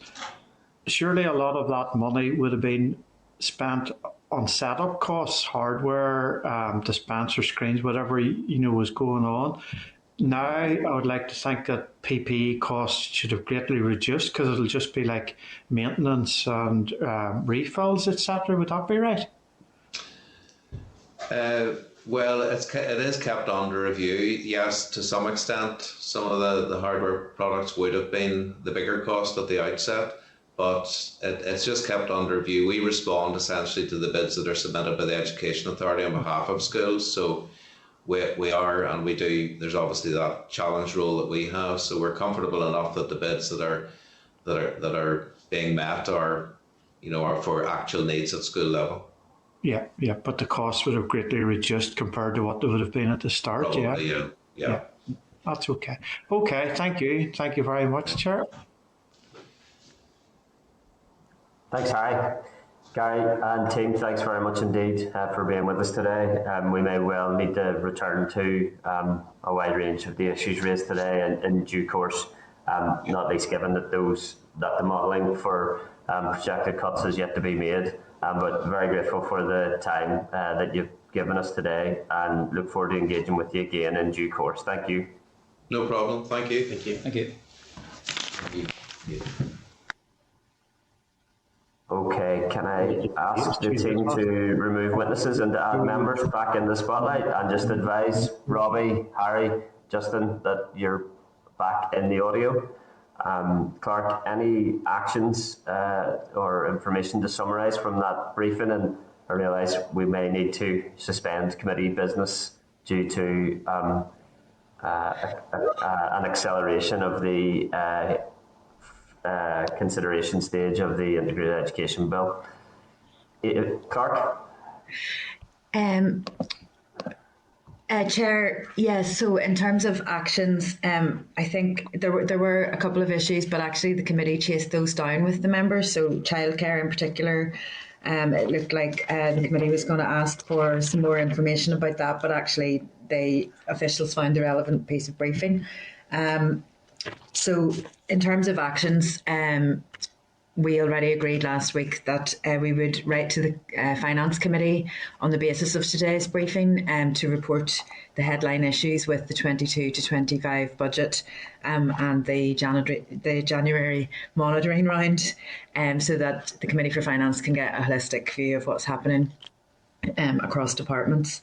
So did anyone have any specific actions that they wanted to flag for writing, and we can have it agreed by correspondence? I think it'd be interesting to get more detail on the assessment of whether the area planning process is impacting on the financial crisis in education, and more detail on the reductions and the increases. Justin and then Robbie, I think I'm being advised we're going to have to suspend committee here due to the integrated education bill being heard. Justin? Okay, just very quickly, in relation to what Nicola raised, childcare, more information on what's being provided to ensure that they're financially viable, and we need further information in terms of heating costs and transport costs, which are obviously going to be hiking very significantly as a consequence of fuel cost rises and energy cost rises. Agreed. Thanks, Justin. Robbie, content? I am, Chair, yeah. Okay. Clark, apologies that it does seem that we will have to suspend committee business. Yeah, members, are you going to come back to the committee? It's just we've got 2 evidence sessions lined up with with officials about period poverty. The remaining 2 items were, well, obviously we've got to conduct our correspondence and committee business, and then the remaining 2 items were in relation to period products bill, oral briefing from the Department of Education. Yeah. Yeah. Okay. If it's obviously difficult to estimate how long the Assembly plenary is going to last, but and if you could extend our apologies to the witnesses that had kindly scheduled to be with us in the next moments, if it is possible to propose a rescheduled session this afternoon by email, Clark, I will encourage members to respond to you in that regard. Otherwise, we will have to seek another time for this. I think this is a stark example of the difficulties of scheduling Assembly plenary business at the same time as Assembly statutory committees. Members, under Standing Order 115, there is temporary provision for members to delegate authority to other members of the committee to vote on his or her behalf. If we maybe just take a comfort break and people can let me know whether anyone is able to attend and whether we can arrange to have the quorum, without actually 5 people in the room, just so that we can really get this material on the record. Is that okay? Okay. Happy to speak with you offline if helpful as well, Eaming. Robbie, Justin, apologies that we have to do this, but we really don't have any other options. Thanks. Okay. Thanks, folks. Thanks, Thanks, Clark. Thanks, Eaming. Thanks. Thank you. Thanks, everyone. Bye.